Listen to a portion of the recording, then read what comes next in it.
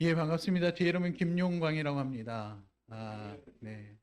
너무 환영을 해주셔갖고요. 몸둘 바를 모르겠습니다. 이런 환영을 잘 못 받아봐서 그렇네요. 우리 김용용 목사님, 나이도 동갑이고 훨씬 젊어 보이시잖아요. 그죠? 네, 저도 흰머리가 이제 막 주변 머리가 이렇게 흰머리로 다 돼 있는데, 아, 뭐 벌써 30년, 거의 20년 이상을 뭐 같이 공부하는 자리부터 지금까지 각자의 자리에서 이렇게 사역을 하고 있습니다. 뭐 보니까 김유기 목사님도 거의 16년, 17년째 목회를 하고 계시고 저는 거의 비슷한 시기지만 선교사로서 그렇게 계속 사역을 하고 있습니다. 너무 감사한 것은 또 우리 민들교회 김유기 목사님과 성도님들이 기도해 주시고 또 후원해 주시고 관심 가져 주셔서 저희가 이렇게 사역할 수 있다고 생각합니다. 앞에 찬양 부르면서 너무 은혜를 받아갖고, 아우, 실은 목사님이 설교를 하셔야 되는데, 제가 앉아서 계속 듣고 싶고, 말씀 듣고 싶지만, 제게 허락한 시간이니까 어쨌든 최선을 다해서 함께 나도록 하겠습니다. 일부 예배 때 드렸지만, 이 옷은요, 넥타이 안 맸다고 이렇게 이상하게 보시면 안 됩니다. 이건 정장입니다. 인도네시아 바틱이라는 정장이고요. 문양도 여러 가지고, 색깔도 여러 가지고, 그리고 뭐 되게 이제 어떻게 화려한 걸 입으면 밖에 가면 사람들이 저를 막 쳐다봐요. 이걸 입고 다니면. 깍두기처럼 생겨갖고. 막 쳐다보기도 합니다. 그래서 최대한 무난한 걸로 입고 온 거예요. 그래서 인도네시아에서도 저 어디를 가나 현지 교회 설교를 할 때도 이 옷을 입으니까 정장을 입고 왔다고 이해해 주셨으면 좋겠습니다. 네. 먼저 사역 소개를 드리면, PPT를 한번 띄워주시면요.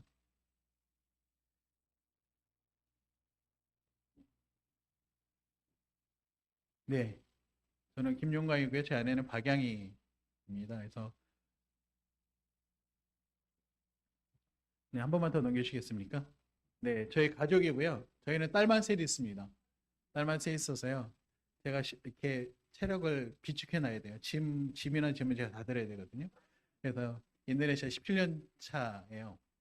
그래서 인도네시아에서 사역하고 있고요. 우리 김한섭 선교사님 내년에 그 단기 선교 가는 데는 자카르타지만 저희는 좀 섬이 달라서 비행기나 배를 타고 넘어가야 되는 지역이 있는데요. 저희 17년 차 사역을 하고 있고요. 저희 큰 애는 수아인데요. 고등학교 인도네시아 마치고 한국에 와서 지금 대학교 3학년입니다. 그리고 둘째는 로아인데 가을 학기제다 보니까 6월 달에 이제 고등학교를 졸업하고 지금 이제 한국에 와서 대학 원서를 쓰고 있고 막내 리아는 이제 고등학교 1학년 이제 올라가게 됩니다. 그래서 저희가 예전에 초창기 때 기도 편지 쓸 때는 어, 김영광, 박양희, 수로린의 가족 이렇게 편지를 썼어요. 그래서 주의 복음으로 아름답게 수로리라 이런 식으로 해서 했었거든요. 한국어가 안 되네요. 그래서 그렇게 썼었는데 지금은 좀 많이 바뀌긴 했지만 저희 아이들이 이렇게 잘 자라나고 그리고 또 안에서 부모들과 함께 사역도 같이 하다가 이제 첫째도 한국으로 가고 둘째도 이제 한국으로 이제 왔고요. 이제 막내만 이제 함께 있게 됐습니다. 예, 넘겨주시면 인도네시아 지도입니다. 인도네시아를 가보신 분들이 계신지 모르겠지만 인도하고 인도네시아를 헷갈리시는 분도 있어요. 저희를 파송한 교회도요. 성도님들이 혹시 인도 괜찮아요? 막 이래요. 그래서 저희는 인도네시아입니다. 그러면 뭐가 다르죠? 막 이러긴 하는데 뭐 잘 모르셔도 되지만 인도네시아는 동남아시아의 맨 끝에 있어요. 7시간 걸립니다. 비행기로. 아마 내 다음에 가실 때 좀 오래 걸린다고 느끼실 수 있지만 보시면 왼쪽에 맨 비스듬하게 서 있는 데가 수마트라라는 섬이에요. 뭐 그 넓은 지역이고 차로도 2박 3일 걸릴 정도로 밑에서부터 북까지 가면 그런데요. 그 맨 밑에 보면 람뽕이라고 써 있습니다. 보이시나요? 예, 거기가 제가 사는 지역이고요. 예, 다시 앞으로 좀 넘겨주시면 바로 옆에가 자카르타 써 있는 섬이요. 예, 거기가 바로 자바섬인데 국제항공 수도가 있는 곳이 바로 그곳입니다. 아마 내년에 그쪽에서 사역을 하실 거고요. 그리고 그 옆에를 보시면 아까 아침에 설명 안 했는데 인도네시아 몰라도 발리는 아실 거예요. 발리. 발리. 관광지잖아요. 많이 들어보셨죠? 발리에서 생긴 일 뭐 이런 거. 예. 인도네시아 안에 있는 관광지입니다. 발리고요. 그리고 바로 위에 보시면 칼리만탄이라고 써 있을 건데요. 그 서부 칼리만탄에서 저희가 사역하는데 어, 보르네오 가구를 아시나요?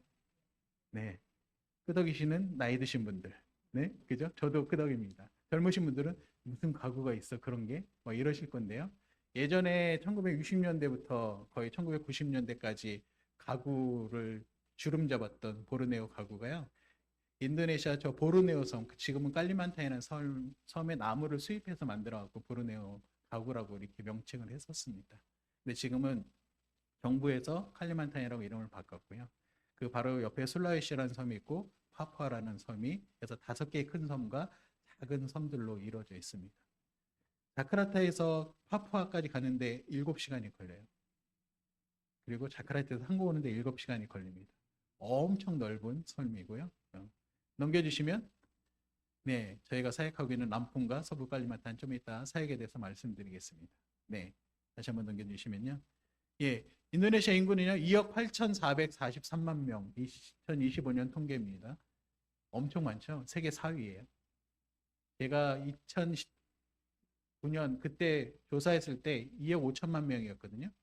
그러니까 16년 17년 만에 3천만 명이 늘었어요. 한국 인구가 점점 줄고 있는데 지금 인도네시아 인구는 계속 늘어나고 세계 4위를 계속 유지합니다. 그리고 수도는 자카르타에 있고요. 지금 자카르타가 가라앉는다고 해서 수도 이전에 대해서 한국도 많은 그 다큐멘터리를 보거나 뉴스를 얘기도 하는데 아직까지는 이전이 안 돼 있고요. 지금은 자카르타가 여전히 수도로 있고요. 종교는 6가지를 허락합니다. 이슬람, 개신교, 천주교, 힌두교, 불교, 유교를 허락합니다. 그리고 이슬람이 가장 많은 나라예요. 2억 8천만 명에서 87%를 치면 2억 4천만 명이 이슬람 사람들입니다. 근데 이슬람 국가는 아니고요. 민주주의 공화국이라는 것을 알아주셨으면 좋겠습니다. 많은 목사님들이 갔다 오셔서 그 인도네시아 이슬람 국가에서 막 이렇게 말씀하시지만 공식적인 거는 민주주의 공화국 인도네시아고요. 대신 이슬람 사람들이 가장 많은 나라이라는 것을 먼저 좀 알아주시면 지식이 쌓이시는 거고요. 그리고 인도네시아 주민등록증에 이름 밑에 종교란이 있습니다. 그래서 무교는 없어요. 어떤 종교든 하나를 선택해서 그렇게 종교란에 써야 됩니다.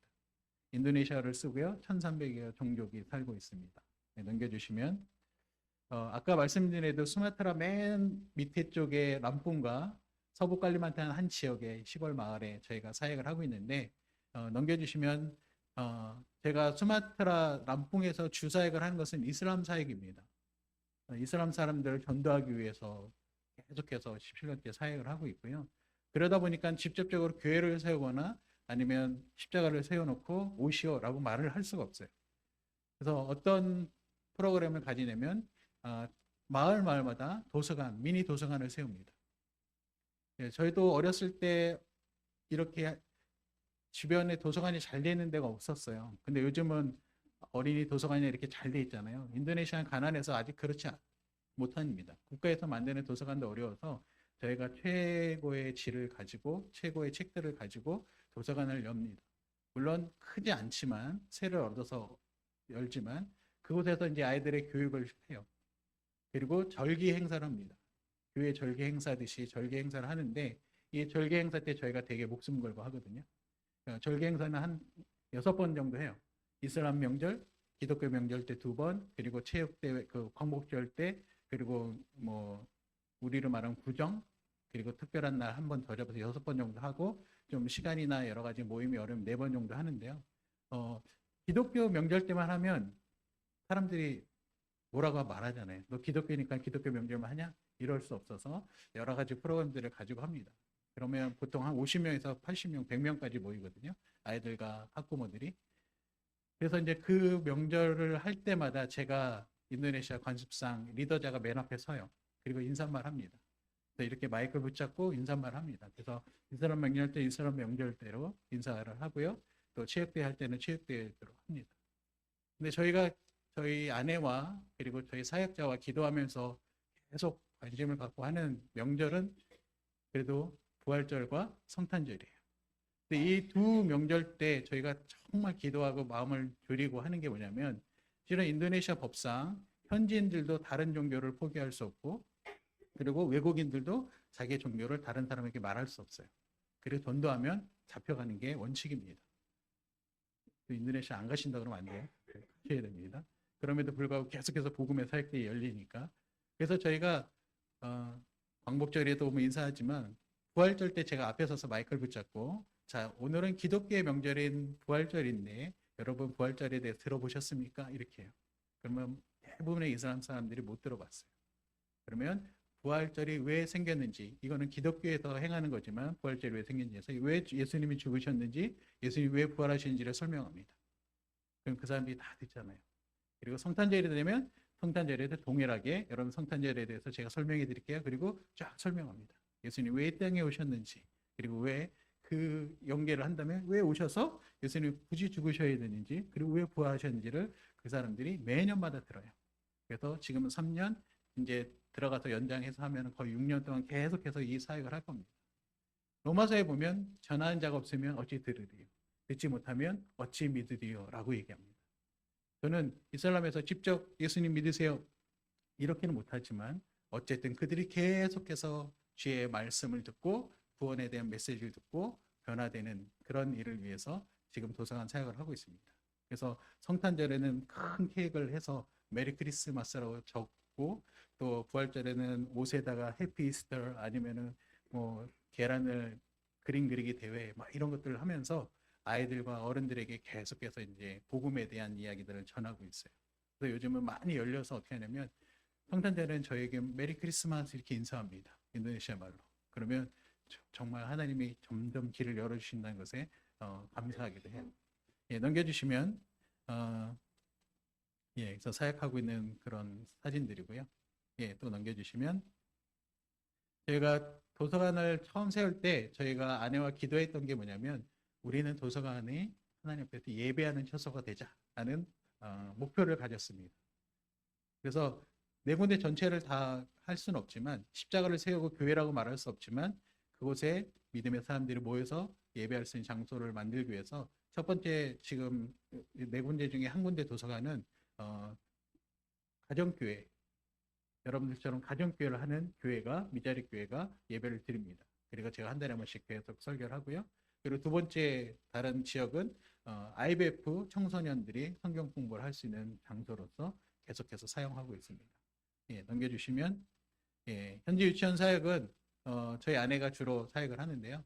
아이들 영어 프로그램 그리고 아이들에게 활동 프로그램들을 합니다. 기독교 애들보다 이슬람 애들이 훨씬 더 많고요. 그 아이들과 함께 공존하면서 선생님들도 이슬람 사람들이 많지만 그 안에 믿음으로 복음을 전할 수 있는 계기가 될 수 있도록 계속 사역하고 있고요. 인도네시아 학교는요, 종교 시간이 있습니다. 그래서 기독교는 기독교대로, 이슬람은 이슬람대로 다 나눠져요. 그래서 그 종교 시간이 되면 영어 공부를 다 마치고 나서 아이들이 이제 저와 함께 이제 말씀을 공부합니다. 저는 학부 때부터 신학을 했기 때문에 계속 사역을 벌써 몇십 년을 했었는데, 고교육대 사역도 선교지 나가기 전까지 유치부 초등부를 해본 적이 없어요. 하나님이 50이 넘어서 지금 유치부 애들을 저에게 붙여줬습니다. 저 애들보다 어린 아이들. 말 지질나게 안 들어요. 근데 확 때리고 싶은데 남의 집 자식 때리면 안 되니까 그래도 열심으로 말씀을 전하고 그 아이들이 또 성경 공부 교재로 또 하면서 스스로 기도할 수 있게끔 계속해서 이제 말씀을 전하고 있고요. 예, 넘겨주시면 두 번째 협력 사역은 유치원 사역이 이제 매주 한 번씩 하고요. 이 고아원선도 매주 한 번씩 하는데 기독교 고아원입니다. 40여 명의 부모가 없거나 결성 가정의 아이들이 있어요. 제가 세운 건 아니고요. 현지 목회자가 세웠는데 저희가 가서 협력하는 곳입니다. 처음에는 그냥 아이들이 홈스쿨링 공부를 하고 있어서 공부를 가르쳐 주러 갔다가 저희가 그냥 일반 교육만 가르치는 것으로는 조금 그래서 매주마다 암송 구절을 나눠줍니다. 그리고 아이들이 암송을 할 수 있게끔 해요. 그래서 한 주에 뭐 많이 외운 애 전체 다 외운 애들에게는 뭐 그 점수를 이제 달란트를 이제 다 적거든요. 출석 점수 달란트 쫙 적어요. 그래서 그 아이들이 한 학기가 끝나면 그 달란트를 가지고 그 아이들이 이제 달란트 시장을 합니다. 암송을 어떤 애들은 한 학기 내내 한두 줄 외운 애들도 있고요. 어떤 애들은 매주마다 정말 풍성하게 외운 애들도 있어요. 물론 그 말씀이 전체 뭔지 모르겠지만 아이들이 말씀이 온전히 전해지고 제가 암송을 하고 나면 그 말씀에 대해서 쫙 이렇게 설명해 주거든요. 제가 이제 뭐 창세기별로 이렇게 뽑아주거든요. 그러면 창세기에서 하나님이 어떻게 이루시는지 그래서 쫙 설명해주고 해서 말씀을 아이들이 자라나고 할 수 있게끔 하고요. 그리고 영어 공부가 끝나면 아이들과 함께 간식을 먹고 그리고 헤어집니다. 근데 이 아이들이 먹는 게 너무 열악해요. 그래서 아내가 최대한 간식을 풍성하게 준비하고 한 달에 한 번씩은 집에 있는 도구들을 다 가져갑니다. 브루스타부터 그리고 그릇들, 뭐 냄비, 뭐 이런 거 다 들고 가요. 그래서 아이들과 함께 요리 대회를 합니다. 떡볶이를 만들어 보기도 하고요. 잡채를 만들어 보기도 하고 불고기, 짜장면, 햄버거 그냥 도식을 나눠주는 것보다 아이들에게 사랑과 함께 나눠주기 위해서 아내가 열심히 해서 그걸 가지고 아이들이 행복해하고 그리고 그 아이들의 영양 공급도 하고 하면서 그렇게 사역을 하고 있습니다. 예, 넘겨주시면 세 번째는 제가 제 아내는 아직까지는 아이들 때문에 못했는데 제가 이제 현지 교회와 함께 현지 교단과 함께 선교 여행을 갑니다. 인도네시아 교회가 인도네시아인들을 전도하러 가요. 왜냐하면 워낙 믿음이 없는 사람들이 많고 교회들이 어려운 지역이 많아서 현지 교회가 상당히 커요. 그리고 재정도 넉넉합니다. 그래서 저는 비행기값만 가지고 가고요. 이 현지인들의 선물과 이런 걸 다 준비해요. 그래서 가면 목회자 훈련, 그리고 현지 중고등학교 가서 복음전도 설교, 그리고 아이들이 믿겠다고 하는 애들을 콜링해서 앞으로 나와서 그 아이들이 영접기도 하고 이름 적어서 교회마다 다 다시 하고요. 그리고 주일학교 뭐 인형극도 하고 저녁에는 교회에서 부흥 집회도 합니다. 이 모든 걸 제가 하는 건 아니고요. 현지 목회자와 현지 성도들과 함께 합니다. 그래서 제가 맡은 파트에서 매년마다 달라지긴 하지만 제가 맡은 파트에서 최선을 준비해서 일주일 동안 현지인들과 먹고 자고 함께 사역하면서 계속 여러 지역을 이제 방문하고 인도네시아 안에 예수를 믿지 않는 자들에 대한 부분들도 더 공부해 가고 있습니다. 예, 넘겨주시면 이제 여기까지가 람퐁의 수마트라 람퐁의 사역이었고요. 이 깔리만타는 저희가 살고 있는 곳에서 좀 떨어져 있는 지역입니다. 섬이 다르고 비행기로 1시간만 타고 가서 또 차를 가지고 3시간을 더 들어가는 시골인데요. 이 시골에 저희가 하나님이 길을 열어주셔서 현재 사역자와 사역을 하게 돼서 이 지역은 특이하게 인도네시아 안에 기독교가 잘 정착된 지역이에요. 그래서 이 지역은 기독교 교육이 아주 자유롭습니다. 그래서 일반 교육과 기독교 교육, 품성 교육, 성품 교육, 그리고 방과 활동이 아주 원활하게 이루어져요. 예, 사진 한번 넘겨주시면 매주마다 일반 학교 1, 2학년, 유치부 1, 2학년이 끝나고 나면 오후 2시부터 다시 모여서 방과 활동을 합니다. 방과 활동을 월, 화, 목 하는데요. 2시간 동안 할 때 첫 번째 일반 교육을 학년별로 나누고요. 그리고 두 번째는 학년별로 나눠서 기독교 교육을 합니다. 그리고 세 번째 마지막 시간에는 뭘 하냐면 재능 교육을 합니다. 피아노에 재능이 있는 피아노 선생님 오고 노래에 재능이 있는 사람은 노래 그리고 뭐 드럼 그리고 기타 이런 식으로 재능 교육을 시켜서 그 아이들이 커가면서 각 교회에서 워십 리더나 그리고 뭐 예배 인도자로 그리고 또 반주자로 설 수 있게끔 그렇게 합니다. 그리고 일주일에 한 번씩은 아이들에게 영양 공급으로 음식을 만들어서 줘요. 너무나도 감사하게 저희가 기도하는 가운데 어떤 일이 일어나냐면 이 재정의 실은 만만치 않아서 제가 되게 부담이 컸는데 현지 단체가 이제 다 맡아서 하기로 결정이 됐습니다. 그래서 현지 단체가 모든 지원을 선생님들 월급 그리고 선생님들 그 방과 활동 하는 것을 다 이제 해주기로 해서 저희가 너무 감사하게 됐습니다. 예, 넘겨주시면 예, 저희 기도 제목인데요. 나중에 더 넘겨주시겠습니까? 끝까지 넘겨주시면 예, 어떻게 읽는다고요? 뜨리마 까시라는 뜻이에요. 이게 감사합니다는 뜻입니다. 알파벳으로 되어 있고요. 인도네시아고요. 발음 나는 대로 읽어요. 뜨리마 까시 이게 땡큐 감사합니다라는 뜻이니까 이제 인도네시아 단기 선교 가실 분들은 하나하나 한번 나중에 배워오시면 좋을 것 같습니다. 예, 이상입니다. 예, 이러고 끝나면 참 좋은데 예배하며 하나님의 말씀을 들으러 오셨잖아요. 그죠?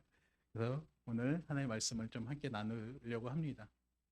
저는 이슬람 사역과 그리고 기독교 사역을 같이 하지만 이슬람 사역을 처음부터 준비하며 현지 단체와 완전 미전도 종교 사역을 처음부터 시작했던 사람입니다. 그래서 한국에서 선교를 준비하며 가기 전에 제가 이슬람에 대해서 공부를 많이 했어요. 이슬람이 읽는 성경, 알쿠란에 대해서도 공부하기도 하고 그 사람들의 습성과 많은 것들을 공부했는데 그 당시에 이슬람 하면 많은 사람들이 어떻게 생각했냐면 이슬람은 테러리스트, 이슬람은 두려움의 존재. 그리고 그 당시에 막 정말 떴던 영상들이 뭐냐면 이슬람이 한국으로 몰려온다. 이런 영상이었습니다. 그리고 이슬람이 들어와서 한국에 모스크를 세우고 더 나아가서 이슬람 대학을 세워서 많은 장학금을 주면서 대학생들을 포교 활동을 한다. 이런 얘기들이 있었습니다. 그리고 진짜 여러 곳에 이슬람의 기도 처소가 생기기도 했고요. 그리고 지금도 이슬람 사람들이 한국에 많이 있어요. 그리고 제가 사는 지역에도 교회들이 불타거나 쫓겨나거나 하는 일들이 일어납니다. 그렇지만 정말로 모든 이슬람 사람들이 세계 12억, 13억의 이슬람 사람들이 정말로 다 나쁜 자들이고 그들은 절대 구원받을 수 없는 자들인가? 라는 것은 좀 다른 문제입니다.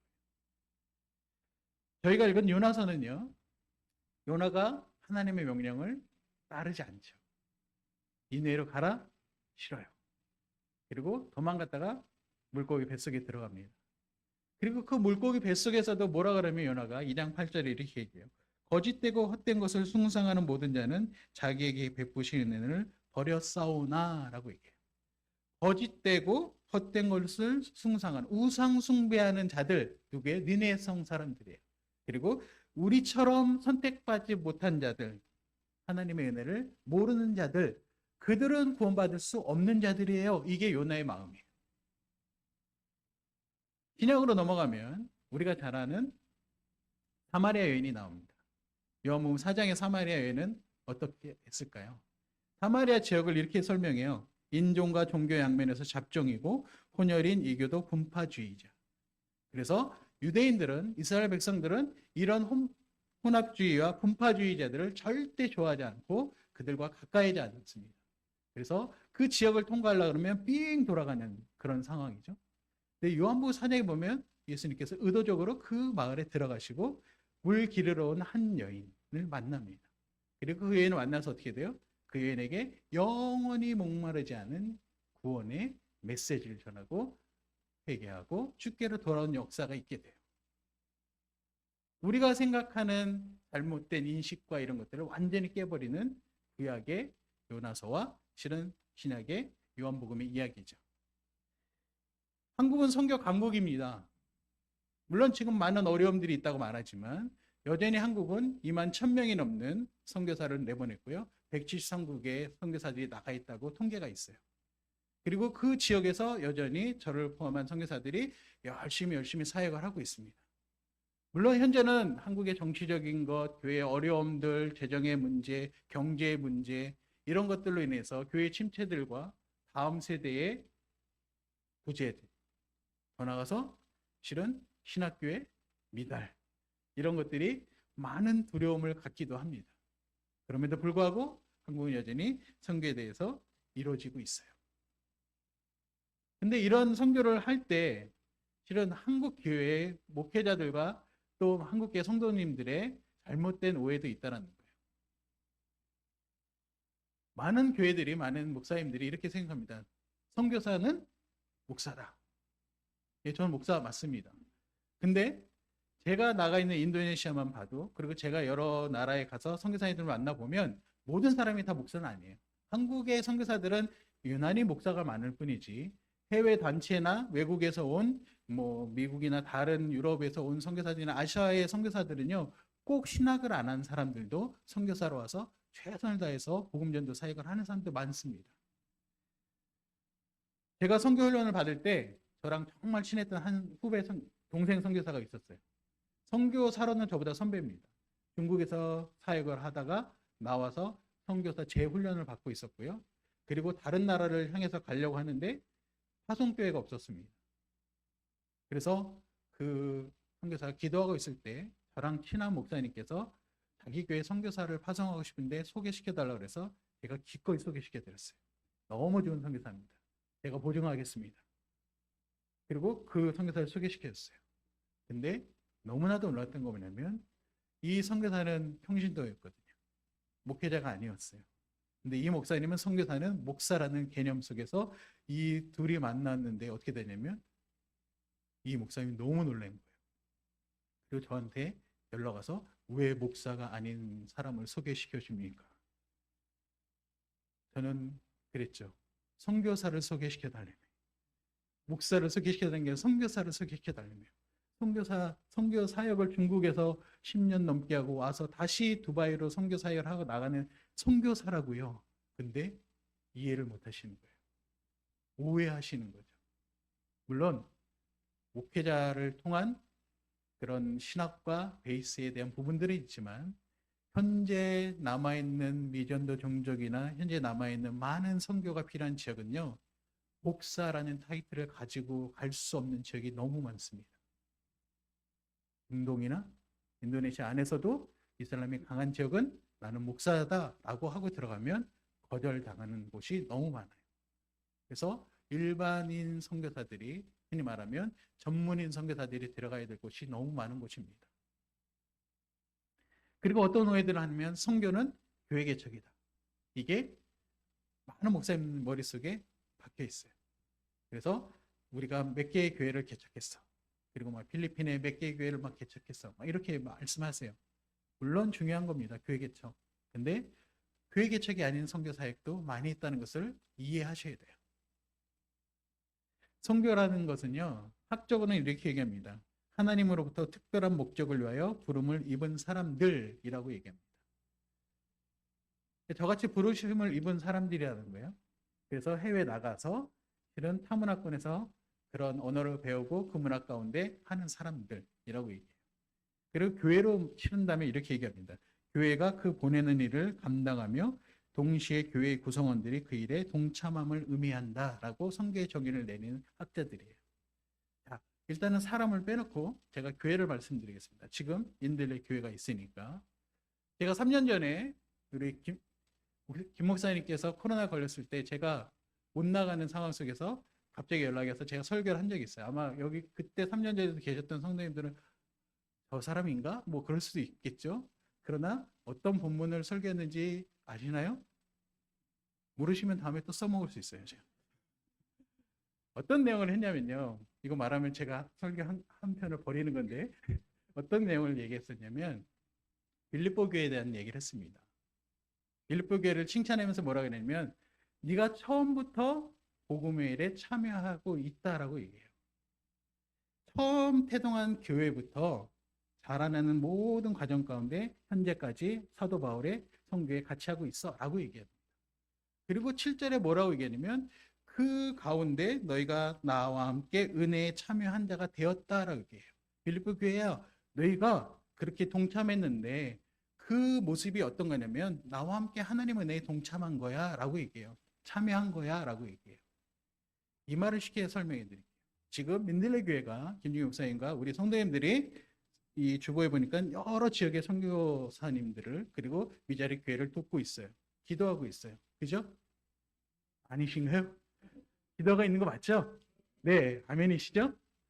여러분들이 기도하고 한마디라도 저 김영건 선생님 설교 들었으니까 선교사님 위해서 기도하고 아니면 그 사역의 하나를 기억하고 한마디의 기도를 하든 그리고 관심을 가지고 매일마다 기도하고 헌금을 하고 성경헌금을 하고 그 헌금이 저에게 와서 사역지에서 사용되고 관심을 가졌던 그런 것들을 통해서 인도네시아 자카르타든 수마트라든 아니면 터키든 그리고 다른 나라에서 캄보디아든 그리고 지금 시골에 있는 그 교회에서 하나님을 향한 열매들이 맺어지고 있다면 제가 어떤 사역을 해서 하나의 열매가 맺어져서 하나님이 기뻐하시고 있으면 같이 은혜에 동참한다는 말은 뭐냐면 민들레 교회도 동일하게 하나님의 은혜가 있는 거예요.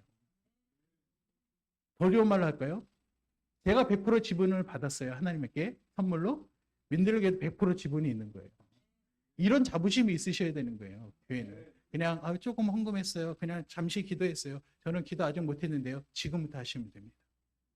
지금부터 하시면 어떤 게 있냐면 하나님이 이루시는 각 나라에 단기 선교를 가봤던, 그리고 기도하고 있었던, 헌금하고 있었던 그 나라의 선교사들이 애써서 세운 모든 것들이 우리 민들레 교회와 우리 목사님과 모든 분들의 같은 은혜라는 것을 기억하셔야 됩니다.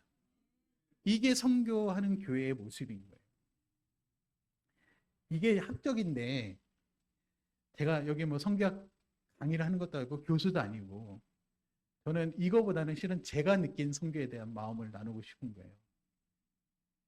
제가 대학 온 처음에 이제 선교학 공부를 할 때 저에게 너무나도 큰 충격이기 때문에 그 단어를 기억합니다.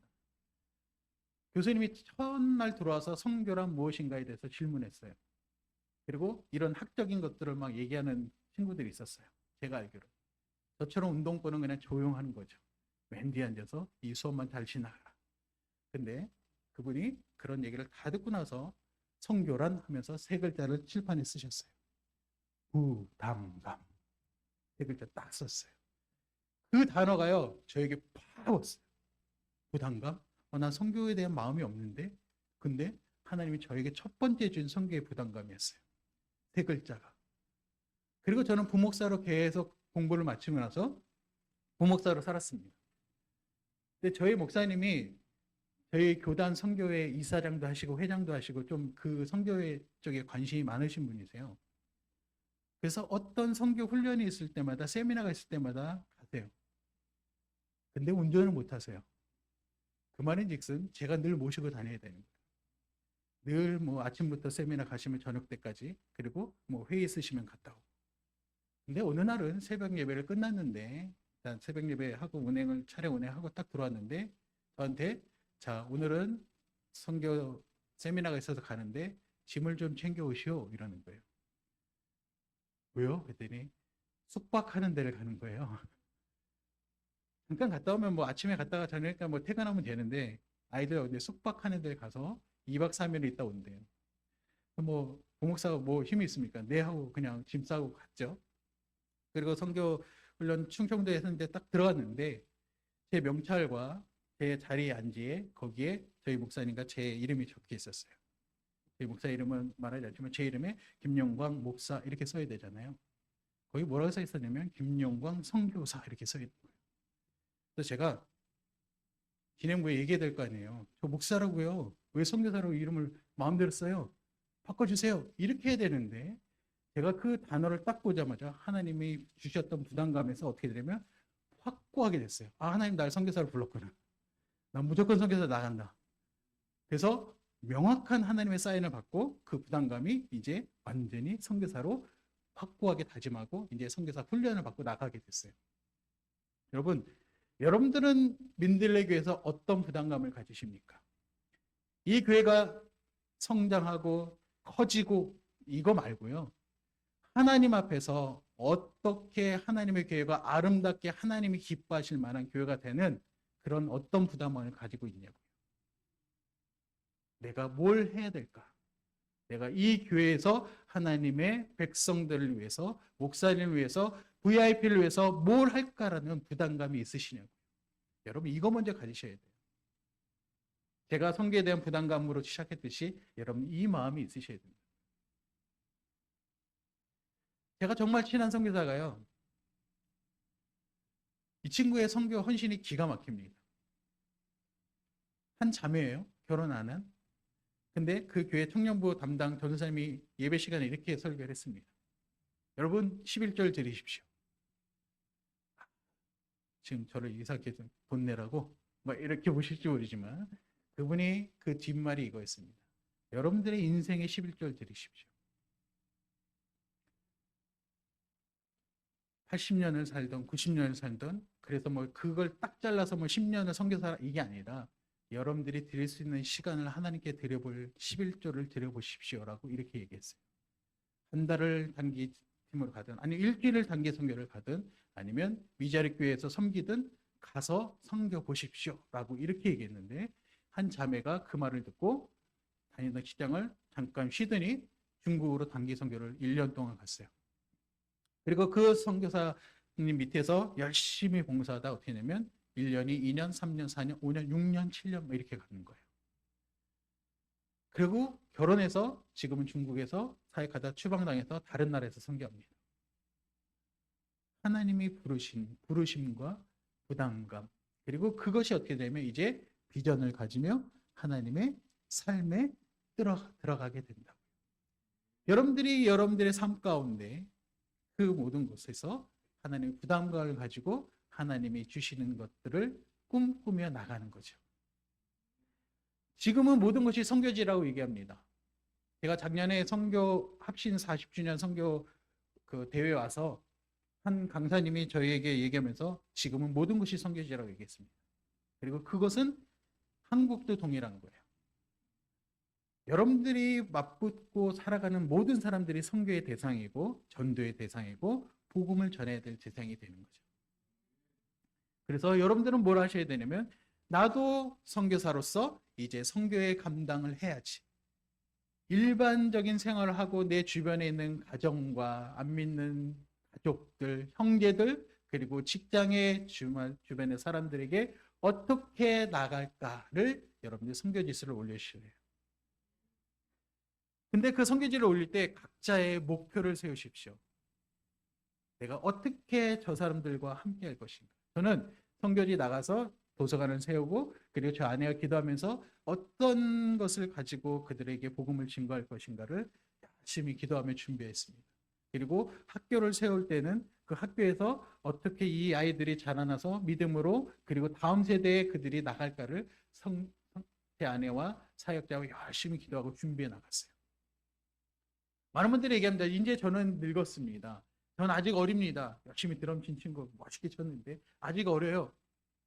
그리고 저는 아직 그런 재능이 없어요 라고 말하지만 유엘서나 사도행전을 보면 하나님은 각자에 맞게 어린아이에게 청년에게 노인에게 각자에 맞게 비전과 꿈을 주셨습니다. 환상을 보고 모든 것을 할 수 있는 것을 주셨어요. 제가 단기팀을 많이 받지는 않아요. 많이 받지 않는다는 게 제가 뭐 오는 걸 거부한다는 게 아니라 그렇게 많이 오지 않아요. 그렇게 유명한 선교사가 아닙니다. 근데 선교지에서 오다 보면 어떤 팀은 청년부만 오기도 하고 어떤 팀은 학생부만 오기도 하는데 어떤 교회는 어린아이들부터 어른까지 다 오세요.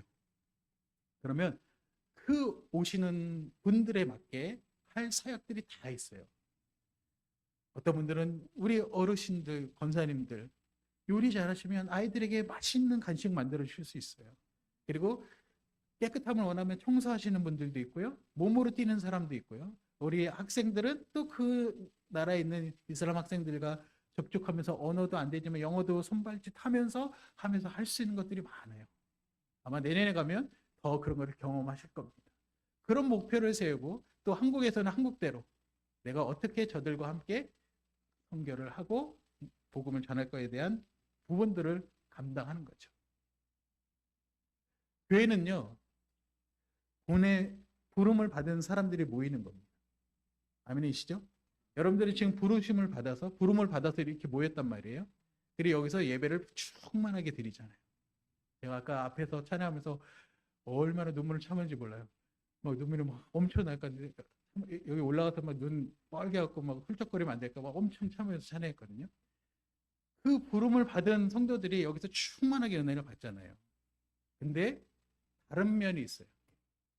부름받은 성도들이 여기서 예배를 드리면 그 다음은 뭐냐면 보냄을 받은 거예요. 나가는 거라고요. 여러분들이 여기서 평생 살라고 하나님이 얘기하지 않아요. 왜요? 나가서 가정에서 세상에서 6일 동안 살라고 얘기하잖아요.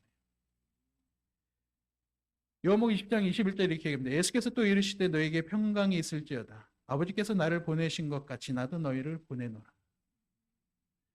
존 스토트라는 목사님이 이렇게 얘기했습니다. 교회는 보냄받은 소명자이다. 우리는 서로 후원하고 돌볼 책임이 있다. 그러나 유감스러운 것은 우리가 교회 안에서 둥그렇게 둘러앉아 서로를 마주 볼 때는 세상을 향해 등을 돌리게 된다는 사실이다. 그래서 안으로만 성장한 교회들이 많이 있는데 그들은 밖을 향해 돌아서는 것이 필요하다. 교회의 원형적 모습은 우리가 섬기기 위해 세상으로 나가는 것이다. 여기서 은혜가 있는 그런 예배를 충분히 누리셔야 되고 그 다음에 어떻게 해야 된다고요? 나가셔야 된다고요. 이게 바로 부담감을 가지고 모인 성도들이 이제 세상으로 나가는 선교사로서의 삶을 살아가는 거죠. 근데 선교사의 삶은 뭐라고요? 실제입니다. 부딪히는 거잖아요. 여기서는 서로 간에 은혜가 있어요. 그죠? 목장을 하면 서로 간에 은혜가 있잖아요. 서로 나누고 서로 돌봐주고 기도해주고 축복해주고 나가보십시오. 어떻습니까? 세상에 믿지 않는 사람들이 우리에게 그리스도인 멋있어요. 이렇게 얘기 안 하잖아요.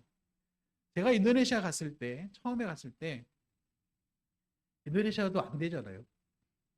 근데 어쨌든 부르심을 받고 갔으니까 여기서 다 이제 짐을 싸서 저희가 딸이 셋인데 그때는 뱃속에 막내가 뱃속에 있었어요. 그래서 인도네시아 갔는데 첫째도 초등학교 1학년, 둘째는 2살, 3살 때 갔어요. 한국 나이로는. 그러니까 짐을 막 싼 걸 제가 다 들고 집에다 이제 다 넣어놨어요. 비행기에서 내려서 차를 타고 가서 인도네시아 간다고 했을 때 제가 큰맘 먹고 운동화를 하나 샀습니다. 열심히 뛰어보리라. 그래서 좋은 상표 푸땡을 샀어요. 2글자 뭔지 아시겠죠? 그래서 하얀색 신발을 사서 제가 딱 신고 열심히 이제 공항을 내려서 짐을 다 넣고 그리고 다 정리하고 애들 모여시켜서 아내랑 해서 다 재우고 이제 신발을 벗고 문을 닫고 딱 잤습니다. 얼마나 피곤했겠어요. 그래서 그 다음날 눈을 너무 상쾌하게 떴죠. 문을 딱 열었는데 신발이 있을까요? 없을까요? 없어요. 한국은 어때요? 지갑을 놔둬도 노트북을 놔둬도 가방을 놔둬도 어느 곳에 놔둬도 문제가 없잖아요. 인도네시아인들이 한국 갔다 오신 분들이 놀라는 거예요. 아니 어떻게 다 놔두고 다 있니? 우리 문제 없다고. 그리고 저희 애들 친구 현지 인도네시아 애들이 와서 카페에 가서 뭘 시키러 가면 다 가방을 챙기는 거예요. 제가 예전에 한번 왔을 때 도와줬는데 놔둬라 그러면 뭐라 그러면 안 된다는 거죠. 돌아봐. 모든 자리에 핸드폰 가방 다 있어요. 뷔페를 가도 다 있잖아요. 문제가 없죠. 인도네시아는요. 놔두고 갔다는 건 뭐예요? 가져가십시오. 제가 신발을 밖에 놨다는 건 뭐예요? 보기에 너무 좋은 거잖아요. 보람직한 거죠.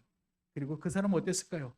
그 꼼꼼한 밤에 하얀색 신발이 반짝반짝 감사합니다로 가져가는 거죠. 인도네시아 17년 살면서 늘 긴장하는 게 뭐냐면 비자를 낼 때, 집을 계약할 때, 그리고 사약제를 들어갈 때 저 사람들은 나를 어떻게 속일까? 저 사람은 늘 나에게 뭔가를 요구하고 이민국에 가서 관공서에 가서도 어떻게 하냐면 자 얼마 더 줄 거야. 이게 인도네시아 사람들입니다. 너 나에게 얼마 더 줄 거야. 10만 원이 원칙적인데 더 플러스 얼마 더 줄 거예요. 대놓고 얘기해요. 그리고 시장에 가면 막 물건을 사러 가잖아요. 제가 언어를 배우면서 책을 가지고 이제 언어를 다 하고 가서 감자를 1kg를 사는 걸 봤어요. 1,000원에 파네? 저도 이제 감자 1kg 주세요. 3,000원. 아니, 말이 안 되니까 앞에 사람은 1,000원인데 나는 왜 3,000원이야? 했더니 3,000원. 3,000원이래요. 그래서 겨우겨우 뭐 어떻게 해서 뭐 몇백 원에 깎아서 사요. 그래도 비싸게 산 거잖아요. 그런 일이 비일비재한 거예요. 여러분들이 나가셔서 이 땅에 살 때 여러분들을 속이고 여러분들을 해코지 하는 일들이 없으십니까? 실제로 살아가는 거잖아요. 근데 그 영혼을 포기 못하는 거잖아요. 언더우드 선교사님이 한국에 처음 와서 한국에 대한 이야기를 하면서 이런 시를 썼습니다. 보이지 않는 조선의 마음. 주여 지금은 아무것도 보이지 않습니다. 주님 메마르고 가난한 이곳 조선 땅. 나무 한 그루 시원하게 자라 오르지 못하고 있는 이 땅에 저희들을 옮겨와 심으셨습니다. 그 넓고 넓은 태평양을 어떻게 건너왔는지 그 사실 자체가 기적입니다. 지금 아무것도 보이지 않습니다. 보이는 것은 그저 고집스럽게 얼룩진 어둠뿐, 어둠과 가난과 인습에 묶여있는 조선 사람들 뿐입니다. 그들은 왜 묶여있는지도 고통이라는 것도 모르고 있습니다. 고통을 고통인 줄 모르는 자들에게 고통을 벗겨주겠다고 하면 의심부터 하고 화를 냅니다. 조선 남자들의 속셈이 보이지 않습니다.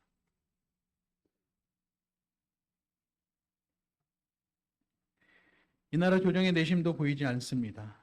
가마를 타고 다니는 여자들을 영영 볼 기회가 없으면 어쩌나 합니다.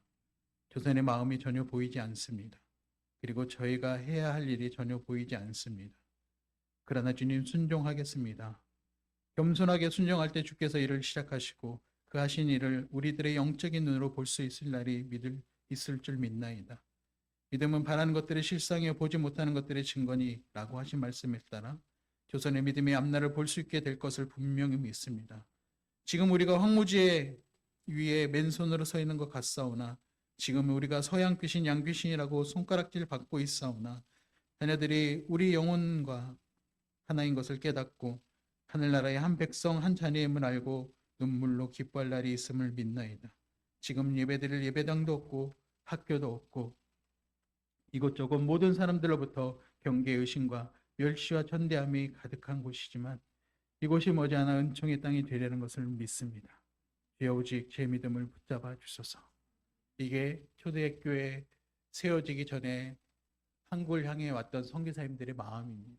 그리고 그들은 정말로 피와 눈물로 기도하며 한국 땅을 세우셨어요.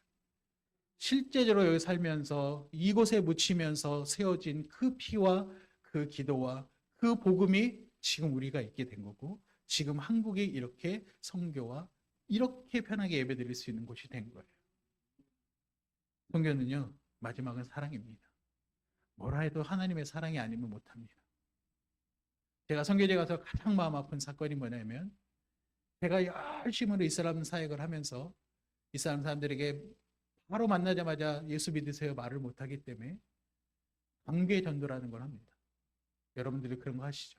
사람들을 만나게 VIP를 정해놓고 기도하고 그래서 열심히 사역자가 그들 가정을 돕고 그들과 만나고 이야기하고 어려움이 뭔지 그리고 아파서 병원이 필요하면 병원도 데려다 주고 입원시키고 데려오고 그러고 관계를 맺어서 이제 그 부인이 아파서 병원에서 이제 입원했다 퇴원하면서 집에 데려다 주고 먼 거리를 왔다 갔다 해서 힘들어서 이제 자려고 할 때 제가 사역자에서 차에서 그런 얘기를 했습니다. 다 내려주고 야 우리 다음에 만나면 이제 그들 복음을 전할 수 있지 않겠냐? 그랬더니 사역자도 그럴 것 같다. 우리 다음에 만나면 꼭 복음을 전하자. 이렇게 얘기했어요.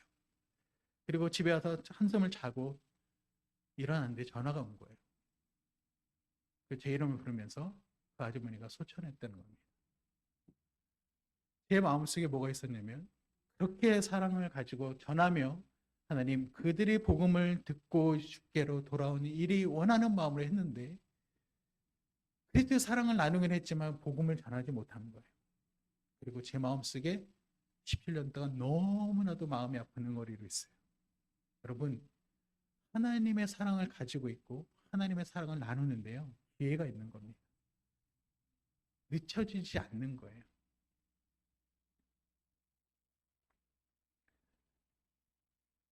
마지막으로 요나서에 돌아가면 요나서는요. 하나님과 요나의 싸움이죠. 우리가 같은 거죠. 저 사람 절대 믿게 하고 싶지 않아. 나를 싫어하는 사람. 우리 가족을 욕하는 그리고 우리를 속이는 그런 자는 절대 구원받으면 안 되라는 요나의 마음처럼 있고 하나님은 아니 어떤 죄를 지어도 나의 형상으로 지어진 자야. 그리고 그들이 좌우를 분변치 못하는 4장 11절에 12만 명이 있는데 내가 그들을 사랑하면 안 되니? 이게 하나님의 마음입니다. 좌우를 분변치 못하다는 말은요. 3, 4살의 아이들인 거예요. 신발을 거꾸로 신는. 그리고 영적으로는 뭐냐면 하나님이 진리가 뭔지를 모르는 그런 자들을 얘기합니다. 그래서 큰 성읍에 많이 있는 그 영혼들을 내가 사랑하면 안 되니 하나님의 사랑이 담겨져 있어요. 말씀의 결론을 묻겠습니다. 사랑하는 성도 여러분, 웬들레 교회는 하나님을 향한 부담감이 있으십니까? 그리고 그 부담감을 가지고 하나님 내가 진짜 세상에 나가서 보내심을 받은 선교사로서 살 마음이 있으십니까? 더 나아가서 그 마음속에 그리스도의 사랑을 전하며 그 사랑이 내 마음속에서 흘러갈 마음이 있으십니까? 이거를 점검하십시오. 그리고 그 마음이 있으면 이제 우리 모두 각자의 자에 대해서 선교사로 선교회를 감당하는 귀한 웬들레 교회와 성도님들 되길 주의 이름으로 축원합니다. 기도하겠습니다.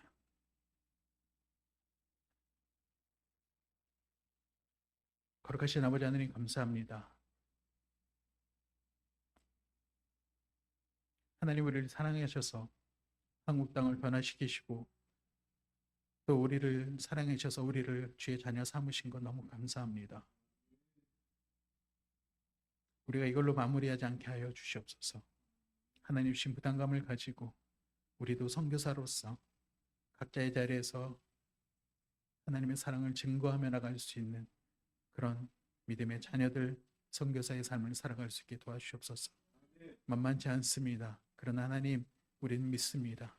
하나님께서 이루실 것들 주님이 다시 이 땅에 오실 때까지 하나님의 일은 멈추지 않는 것을 믿고 있사오니 하나님 우리를 사용해 주셔서 맨들레 교회가 이 지역에서 하나님의 복음과 사랑으로 가득 차며 주의 영혼을 주께로 돌아오게 하는 그런 교회가 될 수 있도록 목사님과 성도님들이 한마음 뜻으로 가도록 도와주시옵소서. 감사하며 예수님의 이름으로 기도합니다. 아멘.